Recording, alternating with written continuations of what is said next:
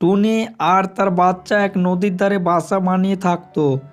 টুনির বাচ্চাটি তার মাকে বলতে থাকে, মা মা অনেক দিন হলো নদীর ধারে যায় না, চলো নদীর ধারে যায়। নিয়ে যাব, কিন্তু তুমি তো ওখানে গেলে বাসায় আসতে চাও না, আর আসতে আসতে সন্ধ্যা হয়ে যায়। মা আমি আর দেরি করব না, কিছুক্ষণ ঘোরাঘুরি করেই চলে আসব। তারপর রাত হয়ে যায় আর ওরা দুজন ঘুমিয়ে পড়ে। আর পরের দিন সকাল হয় আর সব পাখিরা খাবারের খোঁজে বেরিয়ে যায়। আর সেই দিন খুব কড়া রোদ উঠেছিল আর কিছু কিছু জায়গায় মেঘও জমেছে। আর টুনির ছানাটি বলতে থাকলো, মা মা চলো নদীর ধারে যায়, সকাল তো হয়েই গেছে। নদীর কথা ভাবতে ভাবতে তুমি মনে হয় রাতে ঘুমাওনি। এরপর তারা নদীর ধারে যাওয়ার জন্য রওনা দিল। তোমার কি মনে আছে, তোমার বাবা যখন জীবিত ছিল তখন তুমি তোমার বাবার সাথে এই নদীর পাড়ে খেলতে আসতে? হ্যাঁ, বাবা আমার সাথে অনেক খেলা করত, আর আমি বাবার পিঠে চড়ে বেড়াতাম। তারা দুজন কথা বলাবলি করছিল আর ঠিক এমন সময় কোনো শিকারির তীর তার ছানার দিকে আসতে দেখে টুনি তার ছানাকে ধাক্কা দিয়ে সরিয়ে দেয় আর তীরটি তার বুকে এসে লাগে আর সেই তীরের আঘাতে টুনি মারা যায়। মা মা তোমার কি হলো? তোমার শরীর থেকে অনেক রক্ত বের হচ্ছে। মা আমার মা, তোমার কি হয়েছে? টুনির বাচ্চাটি তখন খুব কান্না করতে থাকে। কি দুর্ভাগ্য, কিছুক্ষণ আগেই তারা খুব খুশি ছিল আর এই সময় তারা খুব আনন্দ উপভোগ করছিল, আর এক মুহূর্তেই সব এলোমেলো হয়ে যায়। তারপর রাত হয়ে যায়। টুনির বাচ্চা তার বুক ভরা কষ্ট নিয়ে তার বাসায় কাঁদতে থাকলো। ঠিক সেই সময়তেই টিয়া পাখি তার বাসায় এলো। টুনি, মা তুমি কাঁদছো কেন? আমি শুনলাম তোমার মা আর বেঁচে নেই। আমি আর আমার মা নদীর পাড়ে খুব আনন্দ করছিলাম। আমার মা আমাকে বাঁচাতে গিয়ে নিজেই শিকারির তীরে মারা যায়। তুমি তো এখন নিজে নিজের খাবার সংগ্রহ করতে পারো না, তাহলে তুমি এখন কি করে ভাবে বেঁচে থাকবে? কিন্তু এখন আমি আর কি করব? আমার ভাগ্যে মনে হয় এটাই লেখা ছিল। এখন তো একা একাই বেঁচে থাকতে হবে। তারপর সেখানে একটি কাক চলে আসে। ছোট টুনি পাখি, তুমি আমাকে তোমার সব ঘটনা খুলে বলো। আমি জানি এখন তোমার খুব কষ্ট হবে। আমি তোমাকে সাহায্য করতে চাই।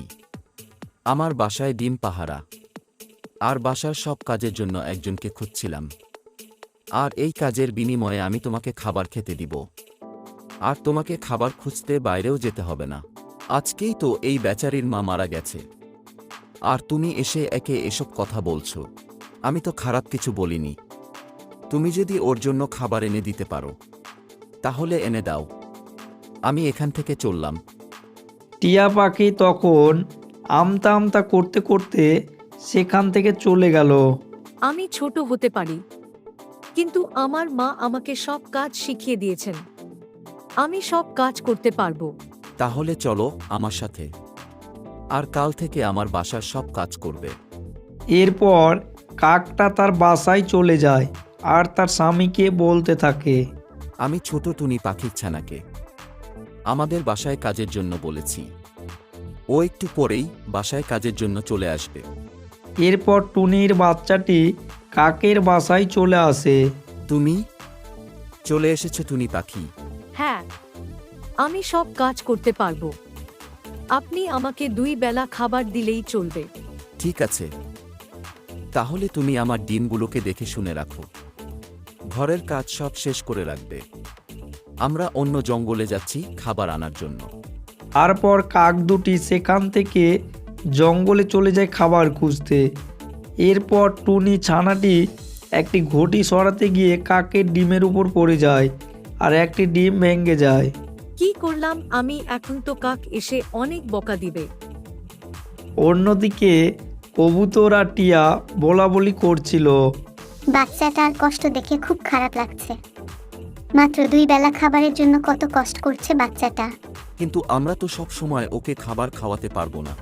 খাওয়াতে পারবো না, ঠিক আছে, কিন্তু কিভাবে খাবার জোগাড় করতে হয় সেটা তো শিখাতে পারি ওকে।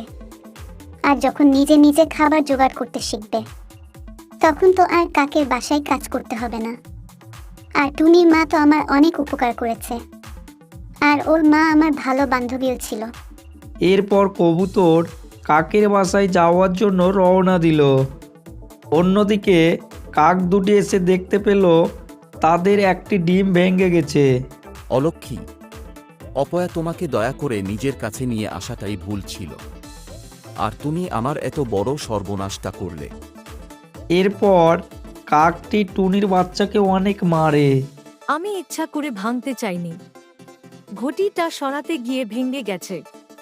তখনই কাকের বাসায় কবুতর এসে পৌঁছে যায় আর দেখতে পায় কাকটি টুনির বাচ্চাকে মেরে অনেক আহত করেছে।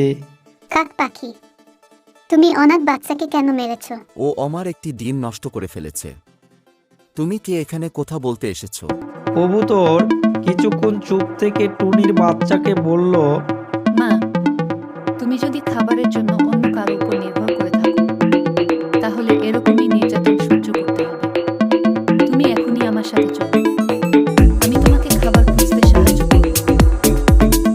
এরপর টুনির বাচ্চা কবুতরের সাথে তার বাসায় চলে আসলো।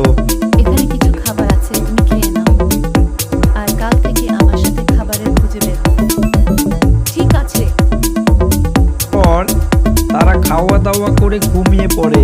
আর পরের দিন যখন সকাল হয়, টুনির বাচ্চাটি সেদিন থেকে প্রতিদিন কবুতরের সাথে খাবার খুঁজতে বের হয় আর খাবার জোগাড় করা শিখে ফেলে।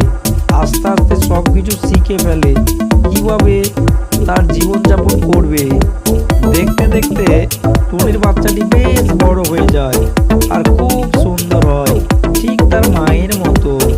মা, তুমি এখন বড় হয়ে গেছো, আর মেয়েরা যখন বড় হয় তখন তাকে অন্য বাসায় বিয়ে করে চলে যেতে হয়, আর অন্যের বাসায় হয় নিজের বাসা।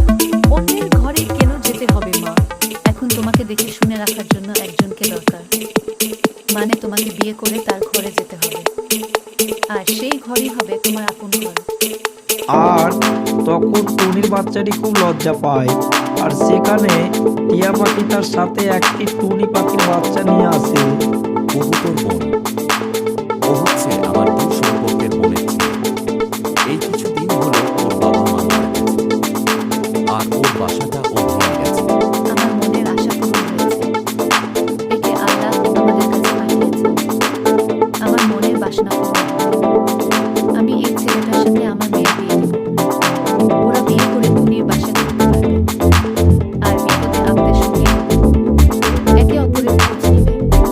তারপর কবুতর আর টিয়া ওদের দুজনের খুব ধুমধাম করে বিয়ে দেয়। এরপর তারা একে অপরের খুব সুখে শান্তিতে জীবনযাপন শুরু করে। আর তারা দুজন টুনির মায়ের বাসাতে থাকতে শুরু করলো। তারা সেখানে পুরনো